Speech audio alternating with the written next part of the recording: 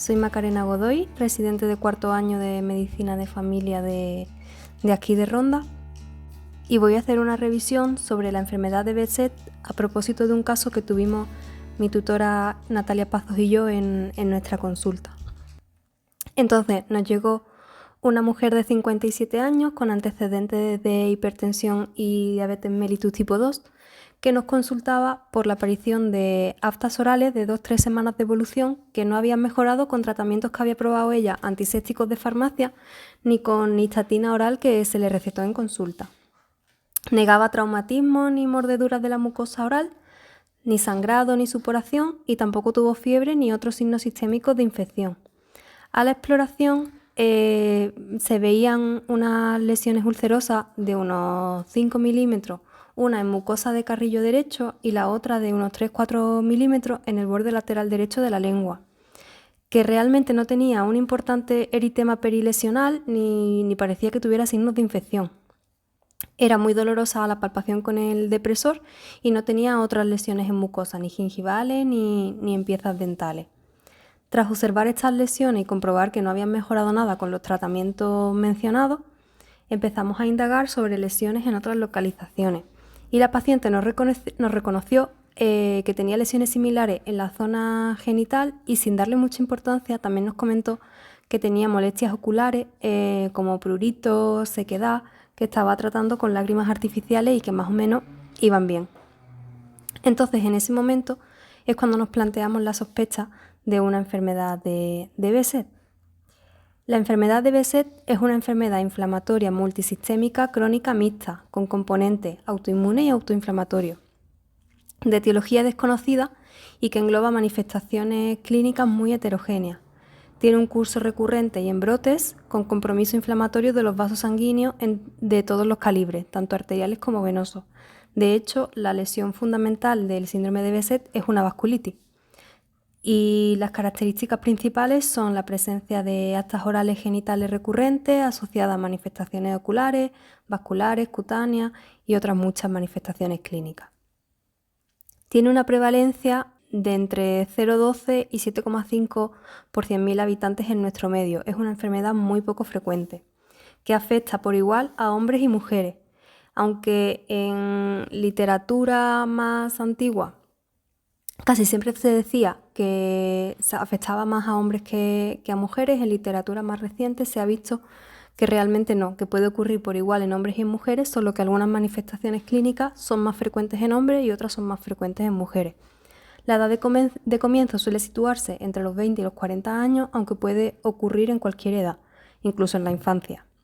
No se conoce exactamente cuál es su causa, pero sí se sabe que algunas personas pueden tener cierta predisposición genética, con lo cual es más frecuente en personas que han tenido antecedentes familiares de enfermedad de Behçet.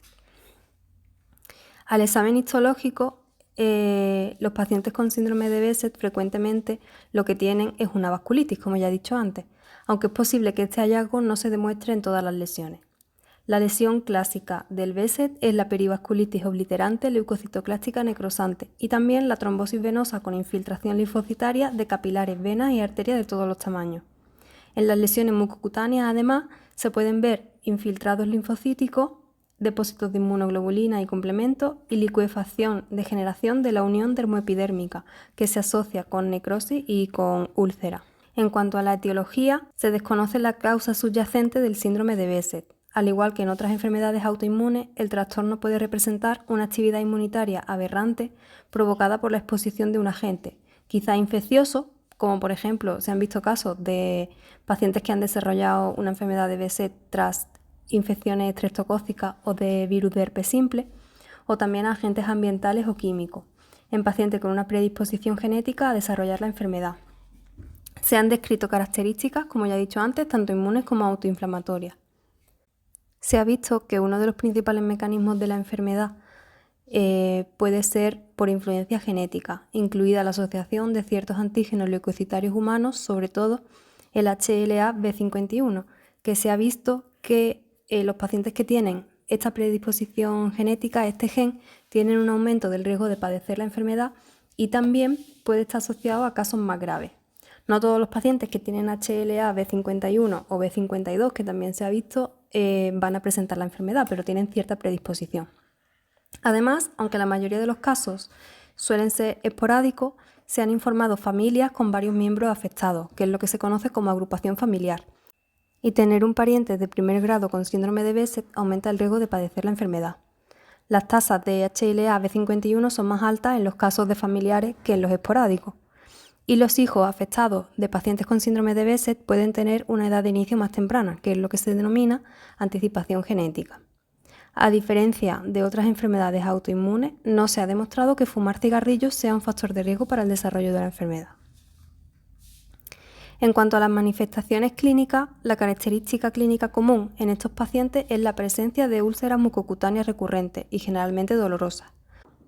Las úlceras orales son lesiones imprescindibles para el diagnóstico, se dan en el 100% de los casos.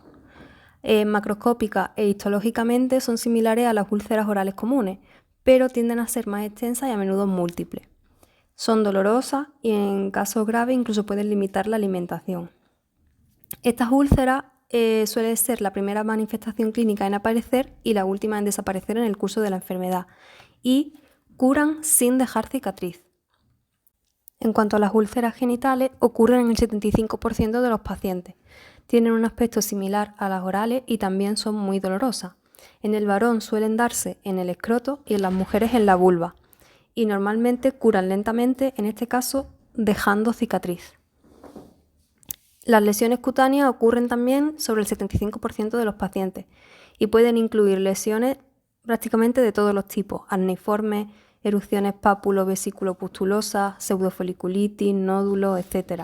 Y desarrollar enfermedades como el eritema nodoso, el pioderma gangrenoso, el eritema multiforme, etc. Es importante en estas lesiones el fenómeno de patergia, que es una respuesta inflamatoria papular o pustular eritematosa de la piel ante un traumatismo menor. Aparece una lesión de aspecto pústula o pápula 48 horas después de pinchar la piel con una aguja de calibre 20 o de inyectar suero salino fisiológico. Aunque la probabilidad de una prueba de patergia positiva ha disminuido con el tiempo, la sensibilidad de esta prueba sigue siendo relativamente alta. No se da en todos los pacientes, pero es importante este fenómeno en esta enfermedad. En cuanto a la enfermedad ocular, ocurre entre el 25 y 75% de los pacientes. Y es muy importante ya que es la complicación más grave de la enfermedad. En la mayoría de los casos puede progresar a ceguera si no se trata. La uveitis es a menudo la característica dominante en el síndrome de Behçet. Suele ser bilateral y esporádica y la afectación del segmento posterior, sola o junto con la del segmento anterior, que es lo que se llama panuveitis, es lo más frecuente.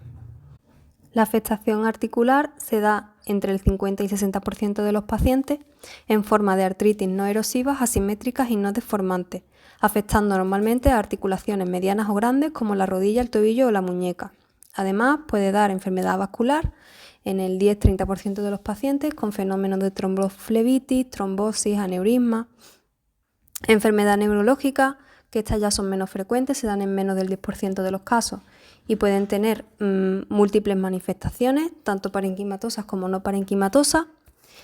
Importante también las manifestaciones digestivas, que aunque no suelen ser muy frecuentes, se dan entre el 1 y el 30% de los casos. En la mucosa intestinal también provoca úlceras, con clínicas de dolor abdominal, diarrea, vómitos, pérdidas de peso, sangrado. También es una complicación grave de la enfermedad de Behçet. Y luego, las manifestaciones clínicas menos frecuentes suelen ser enfermedad renal, pulmonar o cardíaca, pudiendo aparecer en cualquiera de estas formas. No existen pruebas de laboratorio patognomónicas en el síndrome de Behçet, pero en los casos de mayor actividad de la enfermedad pueden estar elevados los reactantes de fase aguda. El diagnóstico siempre va a ser clínico. Existen varios criterios diagnósticos para el diagnóstico de la enfermedad, valga la redundancia, pero uno de los más empleados son los criterios diagnósticos del International Study Group, publicados en 1990, que aunque hayan pasado más de 30 años siguen siendo los más utilizados porque son muy sencillos. En ausencia de otras enfermedades sistémicas, diagnosticamos el síndrome de Behçet en pacientes con aftas orales recurrentes, al menos 3 episodios en un año, más 2 de las siguientes características: aftas genitales recurrentes lesiones oculares, lesiones cutáneas o prueba de Patergia positiva. Los criterios internacionales para la enfermedad de Behçet se desarrollaron en 2006 en un esfuerzo por mejorar la sensibilidad en comparación con los criterios ISG, que son los anteriores, pero no son ampliamente aceptados. A cada uno de varios hallazgos se le asigna un valor en puntos y los criterios requieren un total de al menos 3 puntos para el diagnóstico del síndrome de Behçet. Estas son las puntuaciones, pero a pesar de que estos criterios son más nuevos, realmente son más teóricos que prácticos, no están tan aceptados como los de la ISG, que son los más utilizados también porque son los más sencillos. En cuanto al tratamiento, los principios básicos del tratamiento son, primero, que el objetivo es tratar de suprimir rápidamente las exacerbaciones y recurrencias inflamatorias para prevenir el daño orgánico irreversible. El enfoque debería ser multidisciplinar, coordinado para una atención óptima del paciente. Las opciones de tratamiento deben ser individualizadas siempre en función de la edad, sexo, tipo y gravedad de la afectación de órganos, así también como de las preferencias del paciente. La afectación ocular, vascular, neurológica y gastrointestinal pueden estar asociadas con un peor pronóstico y algunas de las manifestaciones de esta enfermedad pueden mejorar con el tiempo en muchos pacientes. Dada la heterogeneidad clínica del síndrome de Behçet, el abordaje terapéutico es muy variable y se guía por las manifestaciones predominantes de la enfermedad. Por lo tanto, el tratamiento suele ser sintomático. Y como ya he dicho antes, el tratamiento siempre debe ser individualizado en función de las características del paciente y de las lesiones que presente. En cuanto a la enfermedad mucocutánea, las aftas orales y genitales aisladas se pueden tratar inicialmente con corticoides tópicos 3 veces al día y deben usarse hasta que cese el dolor de la úlcera. Para la prevención de las úlceras orales y genitales recurrentes, se puede emplear la colchicina entre 1 o 2 miligramos día en dosis divididas en lugar de los glucocorticoides orales. Y también el apremilast, aunque este tratamiento no lo vamos a iniciar nosotros como médicos de familia. Si hay refractariedad o lesiones múltiples, también se puede usar prednisona oral en una dosis inicial de 15 miligramos al día y tras una semana ir descendiendo la dosis. Otras alternativas pueden ser diferentes inmunosupresores. Es importante que tengamos en cuenta los que aparecen subrayados, porque son los corticoides tópicos y la colchicina, son los que vamos a usar nosotros de inicio en nuestras consultas de atención primaria si nos surge algún caso, y si no mejoran, podemos probar a empezar con corticoides orales. ¿Vale? Entonces, aunque el tratamiento es individualizado y es sintomático en función de la clínica, estos 3 tratamientos son muy importantes porque se van a repetir en las demás manifestaciones clínicas. En cuanto a las lesiones cutáneas, la mayoría de las manifestaciones responden bien a las medidas mencionadas anteriormente, en particular la colchicina y la administración de dosis bajas o bajas moderadas de glucocorticoides. Primero tópicos y si hay refractariedad, pues podemos probar con la prednisona. En el caso de las lesiones cutáneas, en función de la gravedad de estas lesiones y si son únicas o múltiples, podremos usar dosis de hasta 40 miligramos día de inicio y luego ir disminuyendo las dosis. Como excepciones, en el eritema nodoso y en el pioderma gangrenoso, empezamos siempre con corticoides sistémicos e inmunosupresores porque son manifestaciones clínicas más graves. En cuanto a la enfermedad ocular, debería manejarse en colaboración con un oftalmólogo. En el caso de las uveitis anteriores, aunque los casos aislados son raros, se tratan con corticosteroides tópicos y gotas dilatadoras como la escopolamina o el ciclopentolato. Si no se controla con tratamiento tópico, se puede empezar un tratamiento con glucocorticoides sistémicos en dosis de 40 miligramos día de inicio. Y en el caso de las uveitis posteriores, que son las más graves porque pueden provocar ceguera, requiere directamente inmunosupresión intensiva con glucocorticoides a dosis alta, sistémicos y otros agentes inmunosupresores que, como ya he dicho, no vamos a iniciar nosotros, pero que está bien que sepamos. En cuanto a las artritis, las podemos tratar de inicio con colchicina entre 1 o 2 miligramos día en dosis separadas, al igual que en las enfermedades mucocutáneas, y también con AINE. Si no se controla con la colchicina, podemos empezar con prednisona oral a dosis de 10 miligramos día de inicio y si son refractarias, pues ya pasar a los inmunosupresores. En cuanto a la enfermedad gastrointestinal, como también es una complicación grave, es una complicación importante que puede tener esta enfermedad, también empezamos directamente con corticoides sistémicos e inmunosupresores. La enfermedad vascular, lo mismo, dosis altas de glucocorticoides e inmunosupresores de inicio, de elección la ciclofosfamida, cirugía o radiología intervencionista en función de la lesión que tengamos, y si vemos que el paciente tiene riesgo de trombosis, podemos iniciar anticoagulación. En cuanto a la enfermedad renal, si es leve, en principio no requeriría tratamiento porque suelen ser brotes que duran 2-3 semanas y la enfermedad se resuelve. En el caso de que cronifique y pasemos a una enfermedad renal crónica, usaríamos el tratamiento específico de la enfermedad renal crónica independientemente de que esté en el contexto de una enfermedad de Behçet. Y en el caso de que el paciente tenga una amiloidosis, el tratamiento sería colchicina. La amiloidosis como tal no la vamos a diagnosticar nosotros, pero está bien que sepamos que el tratamiento es colchicina por si tenemos algún paciente que lo padece. Y en cuanto a la enfermedad neurológica, la primera línea es la azatioprina, con lo cual directamente tratamiento inmunosupresor. En cuanto al pronóstico de la enfermedad, típicamente tiene un curso creciente y menguante caracterizado por exacerbaciones y remisiones. Por lo general es una enfermedad benigna, pero parece ser más grave en pacientes jóvenes, varones y de Oriente Medio o Extremo Oriente. Sin embargo, para algunos pacientes, particularmente aquellos con manifestaciones predominantemente mucocutáneas y articulares, la carga de la enfermedad se disipa con el paso del tiempo y muchos pacientes pueden volverse asintomáticos.